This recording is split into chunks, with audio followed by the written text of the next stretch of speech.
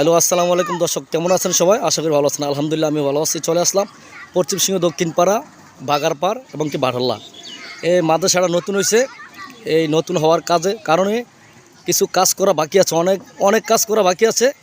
এখন আমি আসলাম হুজুরের সাথে কিছু কথা বলার জন্য। আপনারা সবাই ভিডিওটা দেখার চেষ্টা করবেন। আসসালামু আলাইকুম। ওয়ালাইকুম আসসালাম। হুজুর ভালো আছেন? জি আলহামদুলিল্লাহ, আপনি ভালো আছেন? আলহামদুলিল্লাহ। এখন আমার উদ্দেশ্য হলো যে আমাদের পশ্চিম সিংহ দক্ষিণ বা বাগারপাড়া এবং কি বারহল্লা অনেক প্রবাসী আছে। হ্যাঁ, প্রবাসী থাকার কারণে মনে করেন যে আমরা চাইতেছি প্রবাসীরা থেকে কিছু কালেকশন করার লাগে। হ্যাঁ, এই মসজিদের মাদ্রাসার যত কাজ আছে বিস্তারিত আমরা একটু বলবেন। আলহামদুলিল্লাহ, আমরা মাদ্রাসা উদ্যোগ নিছি 10-11-2023 সালে। এটা স্থগিত করা হয়েছে 6 মার্চ 2024, রমজানের আগ মুহূর্তে 6 দিন আগে।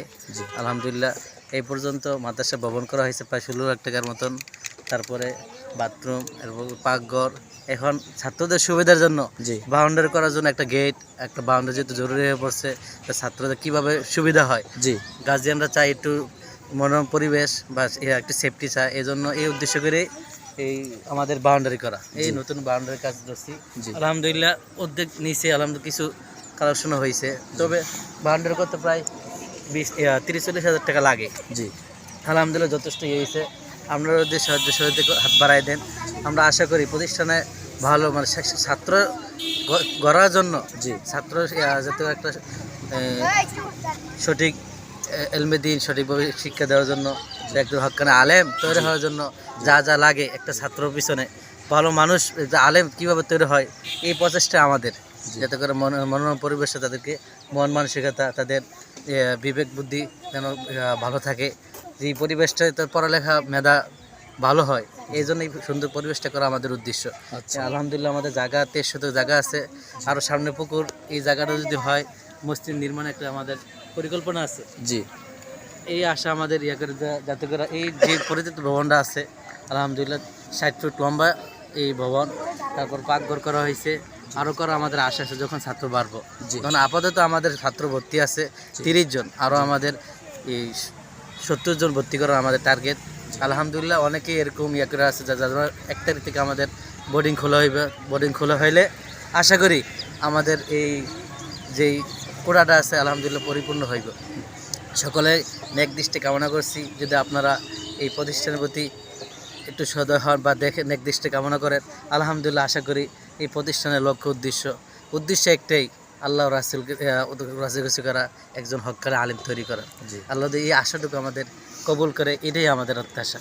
আচ্ছা, আপনি তো মিস্ত্রি ভাই না? আচ্ছা, আপনি যখন কাজ করতেছেন, হ্যাঁ, কয় টাকা অনুভব লাগতে পারে আপনার একটু কি আইডিয়া দিতে পারবেন? এই তো হুজুর যা বললো তাই লাগবে, কি 30-50 হাজার টাকা আমাদের আইডিয়া লাগবে, সব কিছু মিলিয়ে। আচ্ছা, ঠিক আছে।